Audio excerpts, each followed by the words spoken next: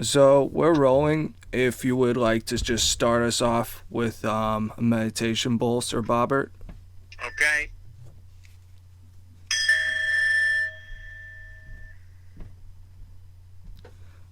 Welcome everyone to the Psychotherapist Podcast. This is Malcolm Clancy with Sir Bobbert, the Indestructible.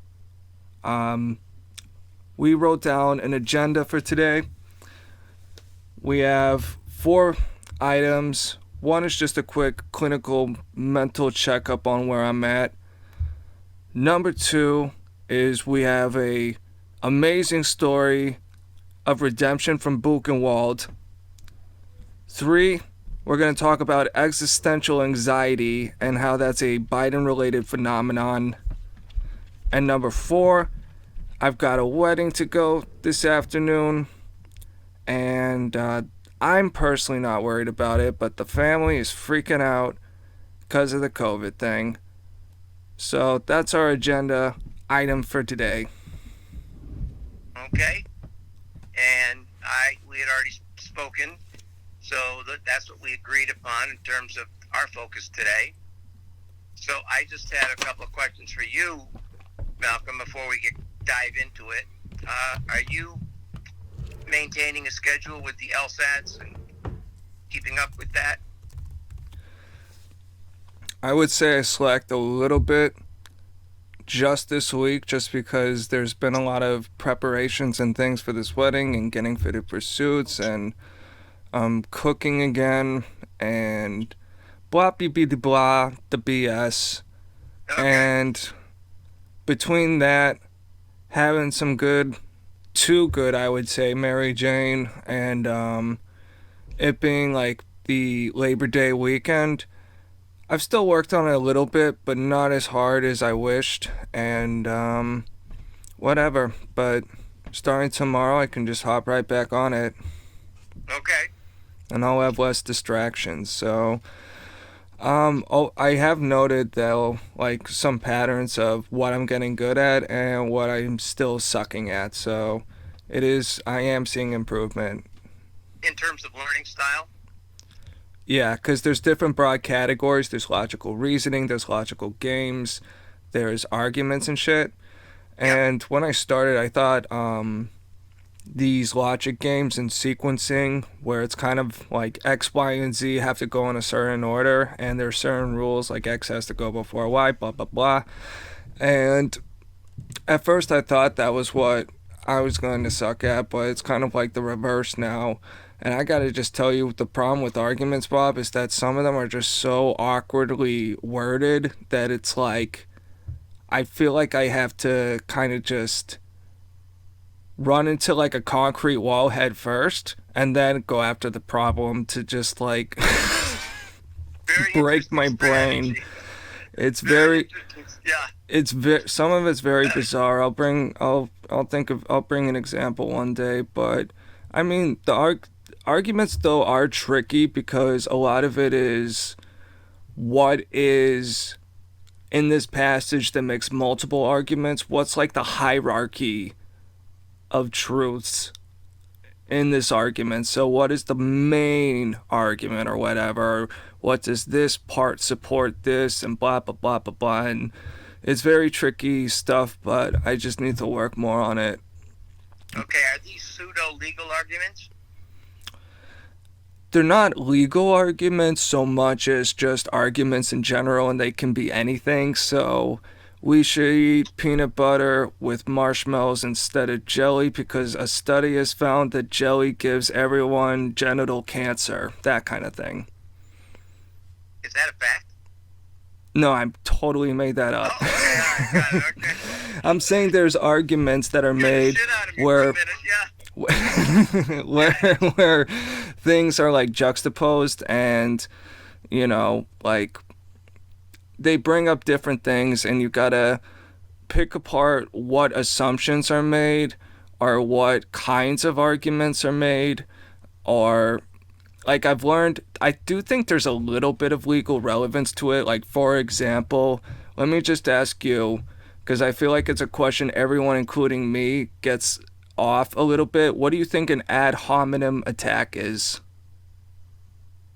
and how I'm going to attack an attack against the person versus the process or whatever. Yes, you're pretty much, yeah, that's pretty much it, because everyone tends to, including me, tends to say like personal attacks that are irrelevant to the argument. But Right. an ad hominem attack could be like if I was giving COVID advice and you told me, Malcolm, you're not a fucking doctor, shut your mouth. Right. Yes. So that would be fair, you know? Okay. But, Good. you know, Okay. there's a little bit, I can see why it's a good kind of brain sorter for, you know, lawyers, I guess. A good one. It's an excellent Well, one. yeah, it makes sense to me why this is a thing. It also has social relevance now, currently in our society, basically, too. I mean, how many arguments are like that? I mean, the personal part of it, sorting out the personal, you know. And also just sorting out what are people's assumptions, and like, you know, I just find Socratic Method in general to be the best way. But I do think it's interesting you say that, though, because so many people approach arguments from a purely reactionary, emotional, whatever standpoint. Absolutely. And I think those people should just not. I don't think they should procreate, and that's just. I think we'd have a better society, but that's just my opinion. Yep. I would agree. And I feel badly for the youth of today who are seeing this in the classroom, you know, in their homes, you know, and in their communities, that this is the way people argue and the way people confront differences. It's not really based on, you know, this is my opinion, this is yours, we're still going to be good friends afterwards if we disagree. Because the phenomenon that I've seen is, and I consider myself a social scientist, basically, psychosocial scientist, that how the COVID has just divided and split people so much. You know, very much the same as how the Trump administration did, the division along party lines, and it's all based on personal attacks, and a lot of it without, if you have to back it up with facts, you really can't.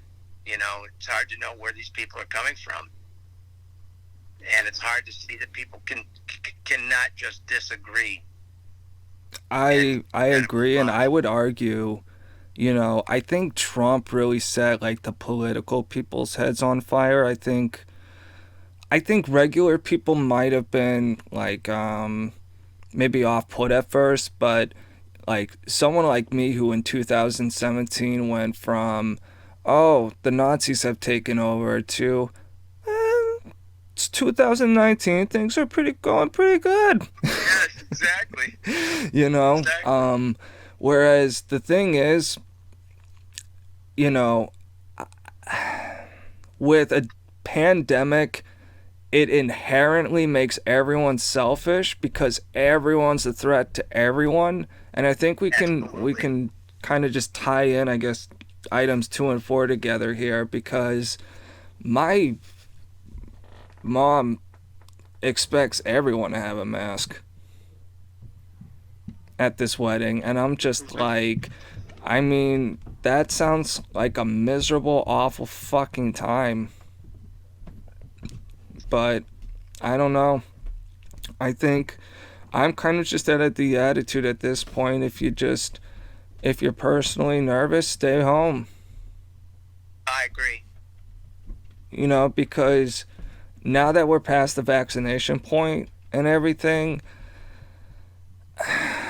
I don't know if I need to do a deep dive on the efficacy of masks, because I I believe in the vaccine as far as that short term is, for most people it looks pretty effective, but I still just don't know about the mask thing. And I can just tell you from this week when I went to get a suit fitted for this wedding today, really hot day, sweating my balls off.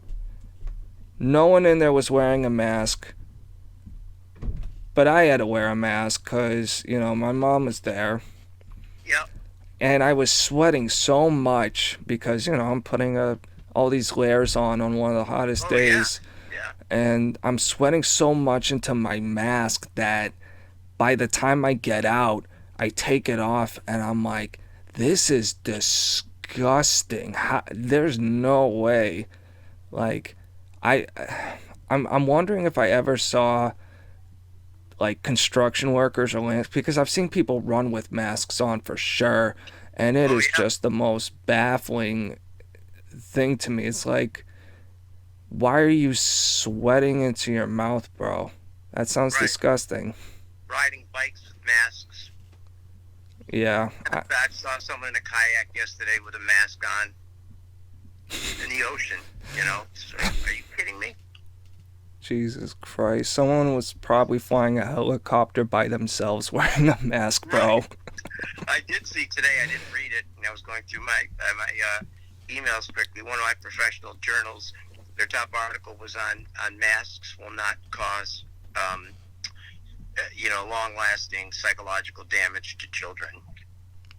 I haven't read the article. You said will not, correct? Will not. Yes.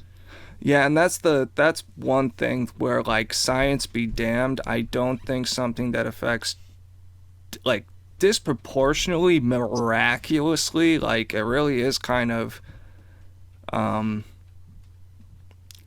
really bewildering because so many plagues are so indiscriminate, but we're in a lot of ways blessed to at least have a plague that we know doesn't wipe out children, Right. and to put them in the most bubbled conditions and psychologically just what that does. It's a bit like putting solitary confinement, but you know when you're like 3 years old, a a timeout feels like forever because Yep. you just don't have enough experience to sort of put time in perspective. So even like an hour is like 0.1% of your life as opposed to me at 30 where it would be like 0.0000000 whatever Yes. percent. Yeah.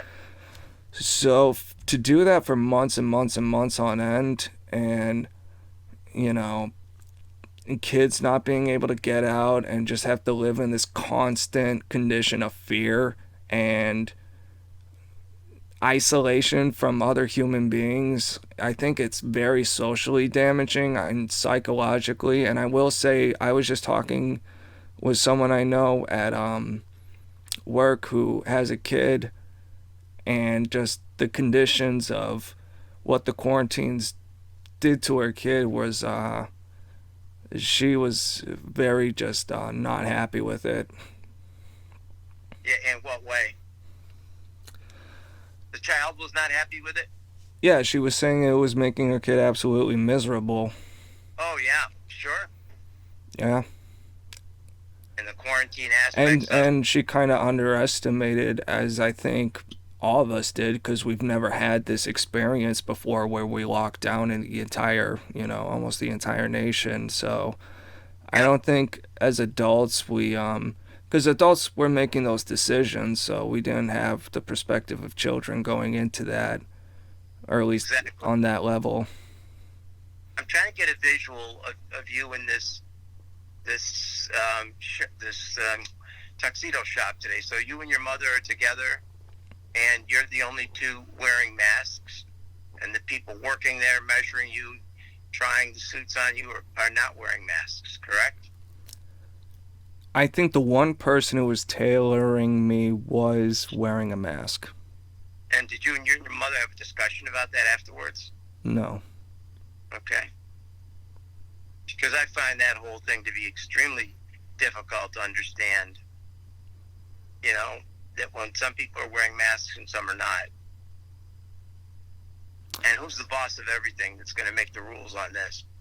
Basically, are you going to leave it up to to businesses, or are you going to dictate from the state level or from the local, federal level?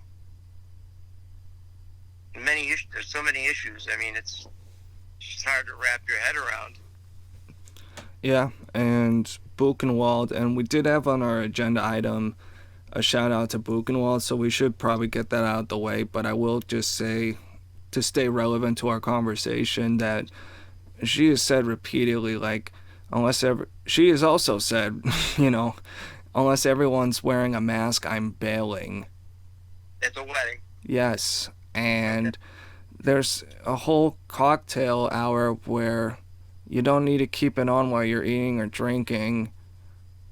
So it's kind of, I don't know, the whole thing just seems very silly to me. Like, if I part of me just, and maybe I'm just being an idiot here who hasn't done enough research, but I would really think if masks work, you need to like stick with it.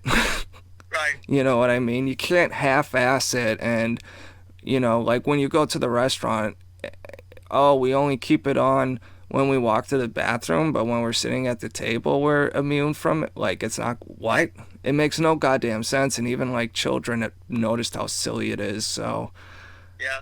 So you do what Australia does, and you say you got to wear the masks even when you're drinking, which is incredible. Use a straw, put a hole through your mask. I mean, it is just insane. It reaches the levels of insanity. dude, I'm scared to do a deep dive on the Australian camps. Yeah. Well, let's leave I've that heard for I've heard that they're all a okay. bunch of I've heard that it's all because they're a bunch of fucking losers. It's like, oh no, if I can't get to the beach, mate, it's all over. Yeah. I need to Yeah. surrender everything to the government. I need to get to the beach, mate. Yeah. We'll discuss the Australian Yeah, thing at but the time, yeah, I agree. But let's give a quick.